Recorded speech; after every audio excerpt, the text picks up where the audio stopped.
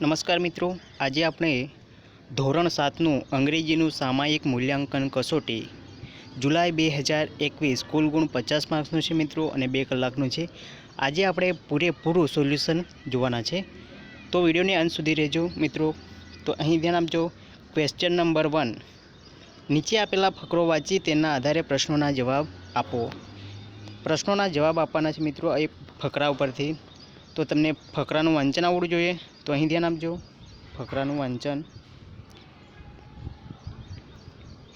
Hello, I am Sunil. There was a marriage ceremony in my neighborhood last week. શું કહે છે? Hello, I am Sunil. સુનિલની વાત કરવામાં છે, હું સુનિલ છું। There was a marriage ceremony in my neighborhood last week, એટલે કે ગયા અઠવાડિયે મારા પડોશીમાં એક મેરેજ સેરેમની એટલે કે લગ્ન પ્રસંગ હતો। There was a lot of noise, ત્યાં ખૂબ જ અવાજ આવતો હતો। I could not sleep properly, હું યોગ્ય રીતે ઊંઘી શક્યો નહીં, એટલે કે બરાબર ઊંઘ મને પૂરતી પ્રમાણમાં આવી નહીં। સો તેથી આઈ વોક અપ એટ 8:30, તેથી હું 8:30 એટલે કે કેટલો 8:30 વાગ્યે ઉઠ્યો। એમ વોક અપ એટલે કે ઉઠવું। I got up quickly and took a shower in a hurry. હું ઝડપથી ઉઠ્યો અને મેં શું કર્યું? સ્નાન કરી લીધું। શાવર ઇન અ હરી એટલે કે ઉતાવળમાં, જે ફુવારો હોય ને નાહવા માટેનો એના પર ઉતાવળથી સ્નાન કરી લીધું। I had no time to take a cup of tea, મારી પાસે એક કપ ચા પીવાનો પણ સમય ન હતો। ઇટ વોઝ 10 to 9, અને સમય કેટલો થઈ ગયો હતો? 10 ઇટ વોઝ 10 to 9 એટલે કે 10 અને 10 વાગી ગયા હતા। 9 વાગી અને 10 મિનિટ થઈ ગઈ। I hope to reach on time but I couldn't, હું સમયસર પહોંચવાનો પૂરો કરતો હતો, બરાબર, ટાઈમસર પહોંચવા, પણ તેમ થયું નહીં। ઇટ વોઝ 10 to 9 એટલે કે 9 વાગવામાં 10 મિનિટની વાર હતી। હવે આપણે પ્રશ્નોના જવાબ જોઈશું મિત્રો।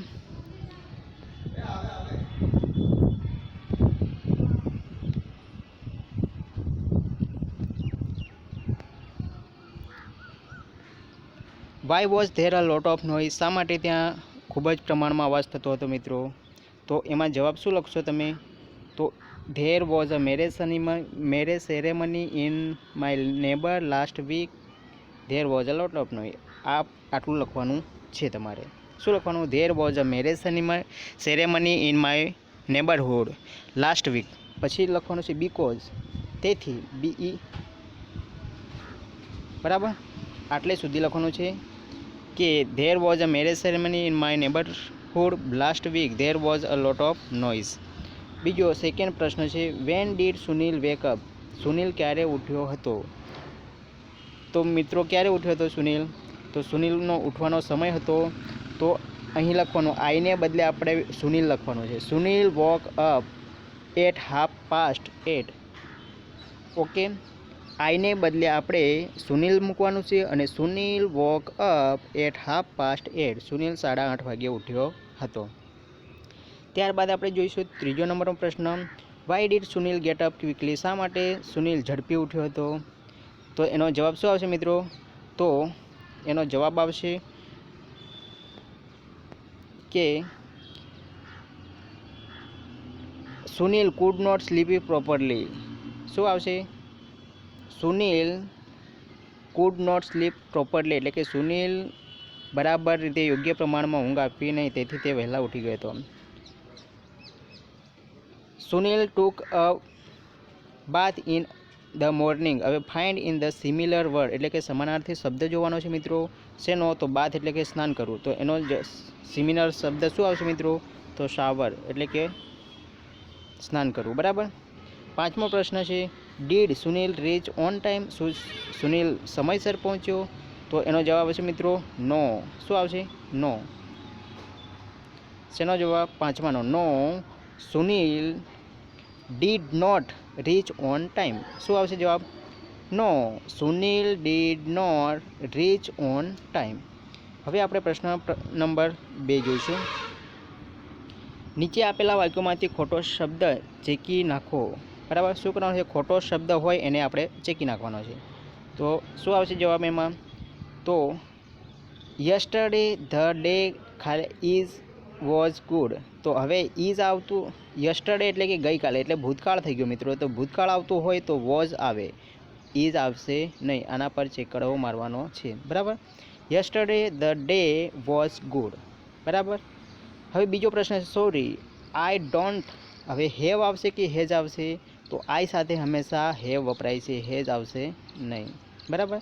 तो sorry I don't have pencil colour, मारी पासे पेन्सिल कलर नहीं।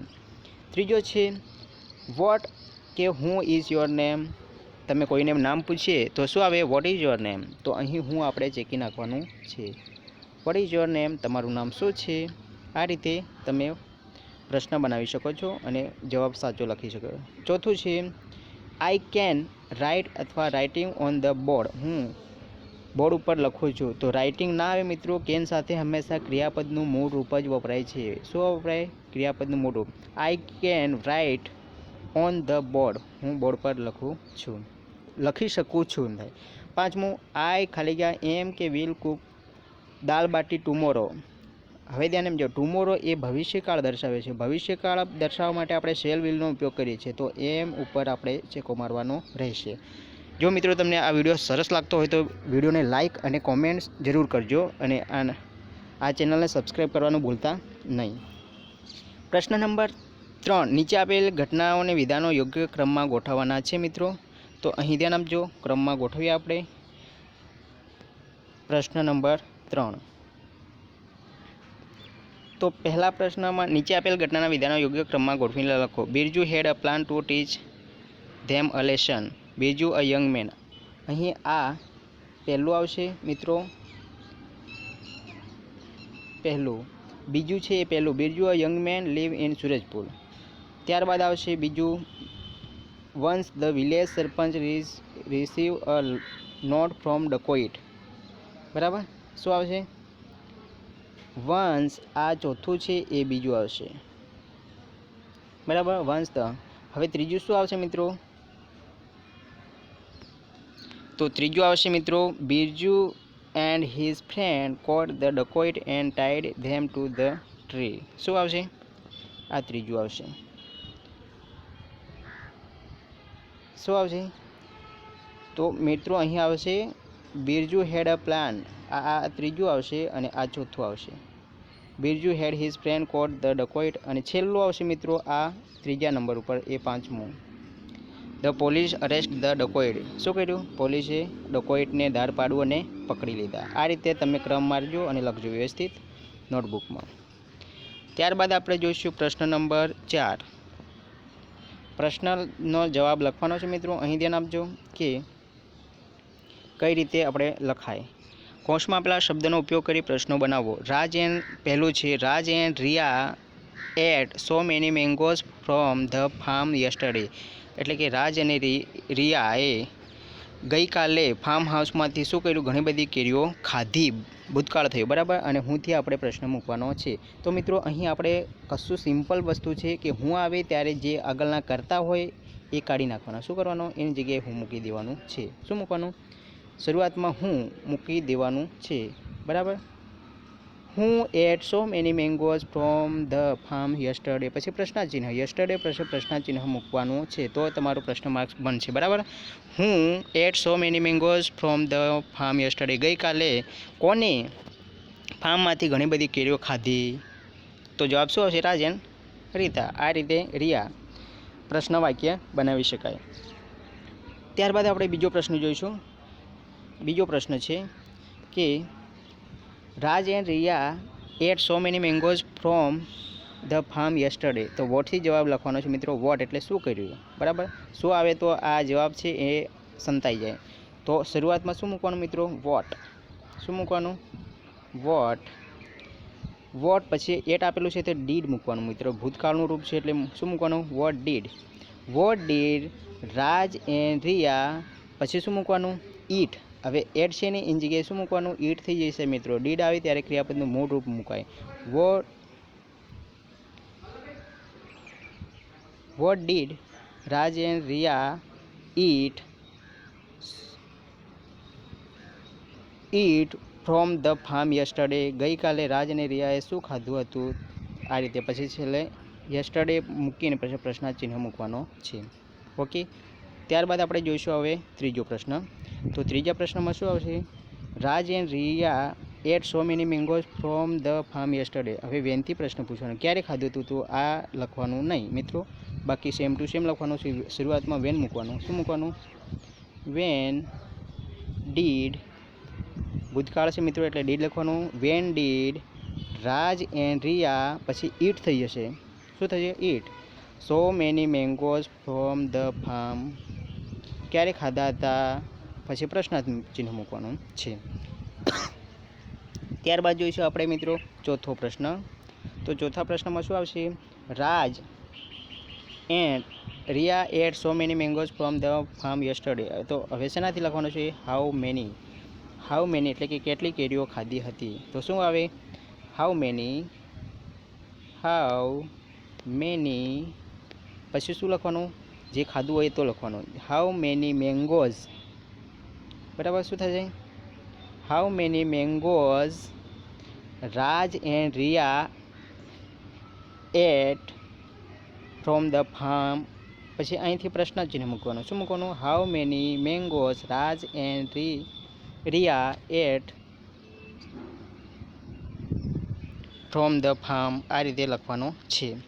કેટલી કેરીઓ ખાધી હતી રાજ અને રિયાએ? તો સો મેની, જો એવો જવાબ આવશે. શું આવે? સો મેની એટલે કે ઘણી બધી કેરીઓ ખાધી હતી. એ લખવાનું નથી તમારે, આ આટલો વિભાગ લખવાનો નથી. સો મેનીવાળો વિભાગ લખવાનો નથી, શબ્દ લખવાનો નથી. ત્યારબાદ જોઈશું પાંચમો પ્રશ્નનો જવાબ. તો શું આવશે? Raj and Riya ate so many mangoes from the farm yesterday. તો વેર, વેર એટલે કે ક્યાં? તો જવાબ શું આવશે? શરૂઆતમાં વેર મૂકી દેવાનું મિત્રો. Where did Raj and Riya eat so many mangoes yesterday, પછી પ્રશ્ન ચિહ્ન. આ રીતે તમે પ્રશ્ન બનાવી શકો. પ્રશ્ન નંબર 4 અહીં પૂરો થયો. હવે આગળ જોઈશું મિત્રો. હવે એકદમ સહેલું છે મિત્રો, તમને પણ આવડી જ જવું છે. શું લખેલું છે? તો ધ્યાન આપજો કે શું લખેલું છે. એ વિભાગમાં આપેલા શબ્દો વિરુદ્ધાર્થી શબ્દો બી વિભાગથી શોધીને લખો, એટલે શોધીને લખવાના છે. હવે ધ્યાન આપજો, એ અને બી. તો ડે, ડે એટલે દિવસ, તો એનું વિરુદ્ધાર્થી શબ્દ શું થશે? નાઇટ. શું થશે? ડે, તો નાઇટ. ગુડ, ગુડ એટલે સરસ, તો બેડ, બેડ એટલે ખરાબ. યુઝફુલ, તો યુઝલેસ. શું થશે? યુઝલેસ. હેવી, હેવી એટલે ભારે, અને લાઇટ એટલે હળવું, હલકું. ફર્સ્ટ, તો શું થશે? લાસ્ટ. આ રીતે તમારે જોડવાના છે. એકદમ ઇઝી છે પ્રશ્નો. હવે ક્વેશ્ચન નંબર 6 જોઈશું મિત્રો. 6, નીચે આપેલા વાક્યોને યોગ્ય વિભાગમાં લખો. ધ્યાન આપજો, ટુડે અને યસ્ટરડેમાં લખવાના છે. તો હવે ટુડેમાં શું લખવાનું? તો મિત્રો ધ્યાન આપજો, ટુડેમાં લખવાના છે એ હું તમને રાઈટ ટીક કરી દઉં, બરાબર છે. રીના ઇઝ પ્લેઇંગ, આ એમ ઇઝ આર વાળું વાક્ય આવે તો હંમેશા વર્તમાનનું કહેવાય છે. ઇઝ, પછી શું આવશે? તો આ બાજુ આવશે મિત્રો she is dancing in the birthday party. Is આવ્યું છે એટલે આપણે વર્તમાનનું લખી દેવાનું છે, બરાબર. શું લખી દેવાનું છે? વર્તમાનનું. ત્યારબાદ પછી આપણે જોઈશું મિત્રો સી ઇઝ ડાન્સિંગ, બરાબર. કયું લખવાનું? આ લખવાનું છે, આ લખવાનું છે. વર્તમાનના વાક્ય છે ટુડેમાં લખવાના છે. પછી શું આવશે? અવર ક્લાસ આવશે, પછી વી આર આવશે, પછી શું આવશે મિત્રો? તો વી આર સેલિબ્રેટિંગ ઈદ. આટલા વાક્ય તમારે ટુડેમાં લખવાના છે. ઓકે, સમજણ પડી ગઈ? અને જે બાકીના વાક્ય છે એ તમારે યસ્ટરડેની અંદર લખવાના છે. સિમ્પલ છે મિત્રો. વર્તમાન કાળનું હોય તો એમ ઇઝ આર વાળું લઈ લેવાનું, ભૂતકાળનું હોય તો વોઝ ઓવર વાળું લેવાનું, અથવા તો ક્રિયાપદને ઈડી લાગેલું હોય ત્યારે તે ભૂતકાળનું વાક્ય યસ્ટરડેમાં લખવાનું છે. ત્યારબાદ આપણે જોઈશું આગળનો પ્રશ્ન. ક્વેશ્ચન નંબર 7, યોગ્ય વાક્ય મૂકી સંવાદ પૂર્ણ કરો, એટલે ડાયલોગ પૂર્ણ કરવાનો છે. નિશા સેડ મમ્મી ખાલી ગયા પ્લીઝ કમ હિયર. તો શું આવશે? પહેલી ખાલી ગયાની અંદર વેર આર યુ. શું આવશે જવાબમાં? શું કહે છે કે where are you? Nisha said mummy where are you please come here. મહેરબાની કરીને અહીં આવો. તો મમ્મી શું જવાબ છે? યસ નિશા.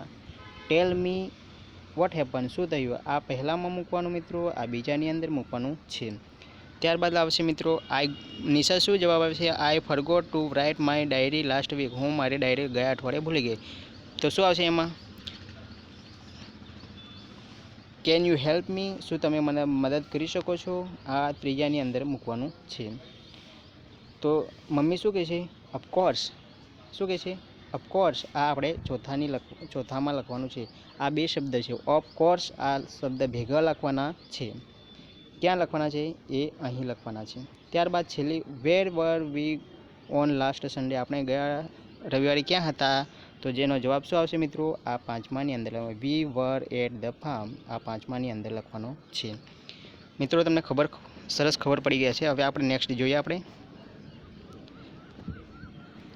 ક્વેશ્ચન 8, નીચે આપેલા ટેબલના આધારે પ્રશ્નોના જવાબ આપો. પ્રશ્નોના જવાબ આપવાના છે મિત્રો. પેપર વર્ક, આ સોમન પાર્ક ફન પોઈન્ટ. હવે ધ્યાન આપજો, થોડુંક સ્ટડી કરી લઈએ આપણે. સોમન પાર્ક ફન પોઈન્ટ, આ એક સ્થળનું નામ છે. પછી આ એક્ટિવિટી છે. પછી આ સ્ટોલ કેટલી છે, બરાબર, એક્ટિવિટી છે. આ પછી એનો કોણ છે કોઓર્ડિનેટર, એના નામ આપેલા છે. હવે આપણે પ્રશ્નોના જવાબ લખવાના છે. તો હવે ધ્યાન આપજો મિત્રો કે પ્રશ્નોના જવાબ કઈ રીતે લખાય. તો ઉપર દેખીએ, who is the coordinator of Rangoli, રંગોલીના કોણ છે? તો રંગોલીવાળો આપણે મિત્રો જોવાનું છે. રંગોલીમાં કોણ છે? તો રંગોલીમાં છે મિસ રીટાબેન ખેર. હું જગ્યાએ તમારે શું લખવાનું છે? મિસ રીટાબેન ખેર. શું લખવાનું? Miss Ritaben Kher is the coordinator of Rangoli stall, બરાબર, એ જવાબ આવશે એનો. ત્યારબાદ આપણે જોઈશું પ્રશ્ન number 2, how many stall are there in Soman Park. Soman પાર્કમાં કેટલા સ્ટોલ છે? તો મિત્રો તમને અહીં દેખાય છે 7 છે. કેટલા છે? 7 છે. કેટલા છે? 7. તો 7 લખવાના. There are 7 stall. શું લખવાનું જવાબમાં? There are. શું લખવાનું પહેલાં? ધેર આર, પછી 7. શું લખવાનું? 7 સ્ટોલ ઇન સોમન પાર્ક. આ જવાબ આવશે. શું આવશે? ફરી બોલું, there are 7 stalls in Soman Park. ત્યારબાદ આપણે ત્રીજો પ્રશ્ન જોઈશું. If you like paste work then at which stall will you go. જો તમારે પેસ્ટ જોઈતું હોય, પેસ્ટનું કામ જોઈતું હોય, તો તમે કયા સ્ટોલ પાસે જઈશો? તો આપણે પેસ્ટ વર્કવાળામાં હોય તે પછી તેની જગ્યાએ લેવાનું છે મિત્રો. શું આવશે આમાં? તો ધ્યાન આપજો કે પેસ્ટ સ્ટોલ વર્ક, તો મિસ રજત પાઠક પાસે જવાનું. કોની પાસે જવાનું?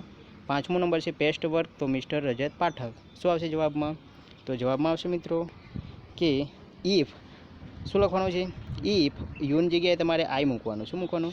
If I like paste work then at I go to. શું આવશે? I go to mister Rajat. શું આવશે? રજત પાઠક સ્ટોલ, બરાબર છે. આ રીતે લખવાનું. If I like paste work than I go to mister Rajat Pathak stall. આ રીતે તમારે ત્રીજાનો જવાબ લખવાનો છે. હવે ચોથાનો જવાબ, which activity can you do at stall number 2. બીજા સ્ટોલ નંબર ઉપર તમે કઈ એક્ટિવિટી કરી શકો છો? તો આપણે બીજું દેખવાનું છે મિત્રો. તો બીજામાં શું આવશે મિત્રો? જવાબ આવશે કે બીજામાં ક્લે વર્ક. શું આવશે? જો તમારે બીજી એક્ટિવિટી કરવી હોય તો તમારે જવાબ આવશે ક્લે વર્ક. તો જવાબ કઈ રીતે લખશો? તો જવાબ આ રીતે લખાય. શું લખાશે? Clay work activity can you do at stall number. તો શું આવશે? I can do clay activity at stall number 2. આ રીતે જવાબ લખવાનો આવે છે. શું લખવાનું? યુની જગ્યાએ તમારે આઈ મૂકવાનો છે. આઈ કેન ડુ ક્લે એક્ટિવિટી. શું લખવાનું? CLAY, clay. આ જે બીજામાં જવાબ છે ને તે લખવાનો છે. Activity eight the stall number 2, આ જવાબ. What is the name of the place. જગ્યાનું નામ શું છે? તો તમને પહેલાં જ કીધું હતું મિત્રો, જગ્યાનું નામ છે સોમન પાર્ક ફન પોઈન્ટ. શું લખેલું છે? સોમન પાર્ક ફન પોઈન્ટ. આ જગ્યાનું નામ છે, એ જવાબની અંદર લખવાનું છે, બરાબર. Soman Park fun point is the name of the place. Okay, ખબર પડી ગઈ. હવે ત્યારબાદ જોઈશું મિત્રો, અહીં શબ્દને ક્રમમાં ગોઠવવાના છે શબ્દકોશ પ્રમાણે. તો પહેલા નંબર ઉપર આવશે મિત્રો કેક. આ પહેલું નંબર ઉપર લખવાનું છે. ત્યારબાદ આવશે આ બીજા નંબર ઉપર. ત્યારબાદ આવશે આ ત્રીજા નંબર ઉપર. પછી આ ચોથા નંબર ઉપર અને આ 5મા નંબર ઉપર લખવાનો છે ખાલી જગ્યાની અંદર. કેક, ચોકલેટ, ક્લીન, કોકોનટ અને કરી. આ રીતે તમારે ક્રમમાં ગોઠવવાના છે. હવે છેલ્લો પ્રશ્ન છે મિત્રો, ક્વેશ્ચન નંબર 10. તો ક્વેશ્ચન કૌંસમાં આપેલા શબ્દોનો ઉપયોગ કરી આપેલા ચિત્રનું વર્ણન કરવાનું છે. શું કરવાનું છે? અને શબ્દો આપેલા છે પોલીસમેન, બાઇક, સ્ટોપ, બોય અને વરીડ. તો શું આવશે? ધી જવાબમાં શું આવશે મિત્રો? તો ધ્યાન આપવાનું કે શું લખવાનું? પોલીસમેનનો ઉપયોગ કરવાનો. This is a picture of traffic police, અથવા તો શું લખવાનું? પોલીસ. શું લખવાનું? This is a picture, PICTURE, picture of police. શું લખવાનું? પોલીસ. આ ચિત્ર પોલીસનું છે. ટ્રાફિક પોલીસ પણ લખી શકાય. પછી શું લખેલું? The boy driving the bike. શું લખવાનું? The boy is driving a bike. શું લખવાનું? બાઇક અથવા તો સ્કૂટર. પછી આગળ વાક્ય લખવાનું છે કે the policeman stopping a boy. શું લખવાનું? The policeman stopping the boy. પછી શું લખવાનું જવાબમાં? આગળ the boy was very worried. શું લખવાનું છે? The boy is very worried. છોકરો ખૂબ જ ચિંતામાં છે અથવા તો હતો. આ રીતે લખી શકાય. જો તમને આ વિડીયો ગમે તો વિડીયોને લાઇક, શેર અને સબસ્ક્રાઈબ કરવાનું ભૂલતા નહીં. અસ્તુ. જય હિન્દ, જય ભારત.